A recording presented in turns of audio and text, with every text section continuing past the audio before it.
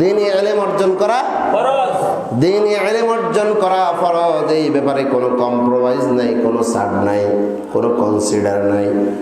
আল্লাহ বলে দিচ্ছেন ইয়ারফাইল্লাহুল্লাযীনা আমানু মিনকুম। কে বলছেন? আল্লাহ। আল্লাহ বলেন তোমাদের মাঝে যাদেরকে ইলম দেওয়া হয়, যাদেরকে দ্বীনের জ্ঞান দান করা হয়, আল্লাহ তাআলা সেই সমস্ত ঈমানদারদের মর্যাদা আল্লাহ বাড়াইয়া দিবেন। সুবহানাল্লাহ। আল্লাহ তাদের মর্যাদা কি করবেন? বাড়াইয়া দিবেন। ওয়াল্লাযীনা উতুল ইলমা দারাজাত। আল্লাহ বলেন যাদেরকে আমি ঈমানদারদের মাঝে যাদেরকে আমি দ্বীনের জ্ঞান দান করি, তাদের মর্যাদা আমি আল্লাহ বাড়াই দেই। তাহলে বোঝা গেল যাদের মধ্যে দ্বীনের ইলম আছে, ইলমে দ্বীন যার মাঝে আছে, তার দাম মর্যাদা বাড়ে না কমে? বাড়ে। শুধু তাই নয়, যারা ইলম অর্জন করার জন্য যারা রওনা হয়, যারা ইলম অর্জন করে তাদেরকে আমরা বলি তালিবুল ইলম। কি ইলম? তালিবুল ইলম মানে জ্ঞান অন্বেষণকারী, জ্ঞান অন্বেষণকারী বা ইলমের ছাত্র। বিশ্বনবী বলেন, নবীজি বলছেন, আবু দারদা রাদিয়াল্লাহু তাআলা আনহু বলেন, আন আবি দারদা রাদিয়াল্লাহু তাআলা আনহু قال سمعت رسول الله صلى الله عليه وسلم। বিশ্ব নবীর প্রিয় সাহাবী হযরত আবু দারদা রাদিয়াল্লাহু তাআলা আনহু বলেন, নবীজিকে আমি বলতে শুনেছি, তিনি বলেন, মান সালাকা তরিকান ইয়াতলুবু ফীহি ইলমান সালাকাল্লাহু বিহি তরিকান ইলাল জান্নাহ। আরেক হাদিসে এসেছে সাহালাল্লাহু লাহু তরিকান ইলাল জান্নাহ।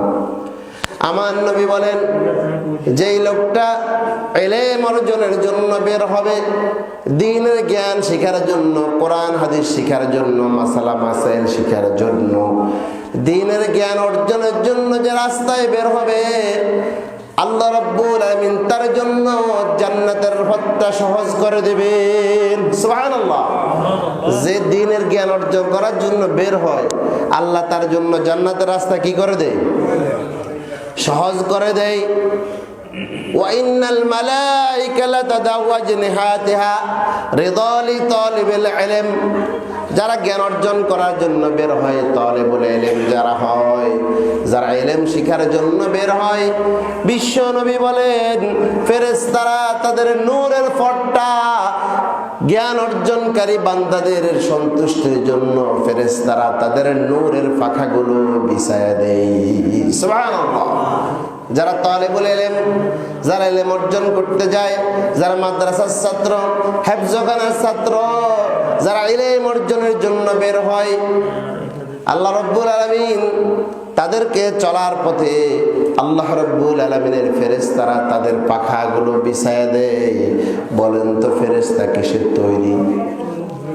মাটি নাকি নূরের তৈরি? নূর মানে কি?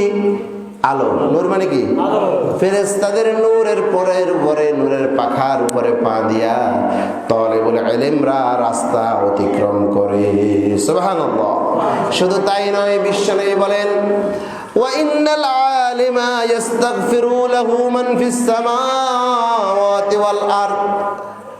এখন যে আপনি এখানে আসলেন, আজকে জুমার দিন আপনারাও আসছেন, আরো মানুষ আসবে কি আসবে না? কথা বলেন। আপনারাও আসছেন, আরো মুসল্লি আসবে কি আসবে না? সবার আসার ধরন কি এক নাকি? সবার সওয়াব একরকম নাকি? সবার মর্যাদা আল্লাহর কাছে একরকম নাকি? সবাই তো আসি 2 রাকাত ফরজ পড়বে, আপনারও ফরজ 2 রাকাত, তারাও 2 রাকাত, কিন্তু মর্যাদা, ফজিলত, সওয়াবের কম বেশ আছে না নাই? এখন আপনারা যে আসলেন, যদি নিয়ত থাকে যে আমি একটু আগে যাব, মসজিদে যাইয়া কমপক্ষে 2 রাকাত সালাত আগে আদায় করব, মসজিদের হক আদায় করব, বাকি আরো পারলে করলাম, অন্তত 2টা রাকাত পড়ে আগে আগে যাইয়া জুমার দিন কিছু কথা শুনবো, যাতে করে এই কথাগুলো থেকে আমি আমল করতে পারি। এই নিয়তটা যদি আগে করেন, এই নিয়ত করে যদি বাসা থেকে বের হন, তাহলে আপনিও আজকের জন্য তালিবুল ইলম। সুবহানাল্লাহ। আপনি তো জ্ঞান অর্জনের নিয়তে বাইরেছেন, কারণ ইন্নামাল আমালু বিন্নিয়াত। মানুষের সব কাজ কিসের উপর নির্ভর করে? জুমার দিন হিসেবে স্পেশাল আবেগ, অনুভূতি, যে চিন্তা যে আগে যাব, এই যে চেতনাটা, এটার দ্বারা বোঝা যাবে আপনার মাঝে ঈমান আছে। সুবহানাল্লাহ। কারণ ঈমান তো হইছে সেটা, যেটা মানুষের ঈমান কিন্তু সবসময় একরকম থাকে না। আল ঈমানু ইয়াজিদু ওয়া ইয়ানকুসু। ঈমান মানুষের কখনো বাড়ে কখনো কমে। কোনো মানুষ যদি কবিরা গুনাহ করে তার ঈমান কমে, কোনো মানুষ যদি নেক আমল করে তার ঈমান বাড়ে, কোনো মানুষ যদি কোরআন তেলাওয়াত করে তারও ঈমান বাড়ে। সুবহানাল্লাহ। কে বলছেন? আল্লাহ রাব্বুল আলামিন কোরআনুল কারীমে আল্লাহ তাআলা বলে দিচ্ছেন, ইন্নামাল মুমিনুনা আল্লাযীনা ইযা যুকিরাল্লাহ ওয়াজিলাত কুলুবুহুম ওয়া ইযা তুলিয়াত আলাইহিম আয়াতুহু যাদাতহুম ঈমানা ওয়া আলা রাব্বিহিম ইয়াতাওয়াক্কালুন। আল্লাহ বলেন, ঈমানদার তো ওই লোকেরা, ইযা যুকিরাল্লাহ ওয়াজিলাত কুলুবুহুম, যাদের সামনে আল্লাহর নামটা যখন স্মরণ হয়, আল্লাহর আলোচনা হয়, তাদের অন্তরটা বিগলিত হয়, অন্তরটা নরম হয়ে যায়। আর যখন তাদের সামনে আল্লাহর আয়াতগুলো তেলাওয়াত করা হয়, যাদাতহুম ঈমানা, আল্লাহ বললেন আল্লাহর আয়াতগুলো যখন ঈমানদারের সামনে তেলাওয়াত হয়, ঈমানদারের ঈমানটা আরো বেড়ে যায়। সুবহানাল্লাহ।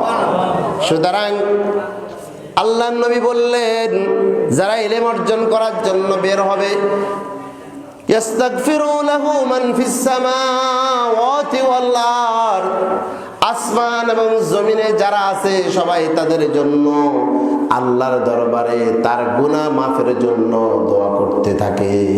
সুবহানাল্লাহ। আপনি যদি নিয়ত করে বের হন, মসজিদে আসতেছি কিছু দ্বীনি ইলম শেখার জন্য, তাহলে এই সময়ের জন্য আপনিও তালিবুল ইলম। যেভাবে মাদ্রাসা ছাত্রদের জন্য ফেরেশতারা নূরের পর বিছায়া দেয়, আপনার জন্য ফেরেশতারা নূরের পর বিছায়া দেবে। সুবহানাল্লাহ।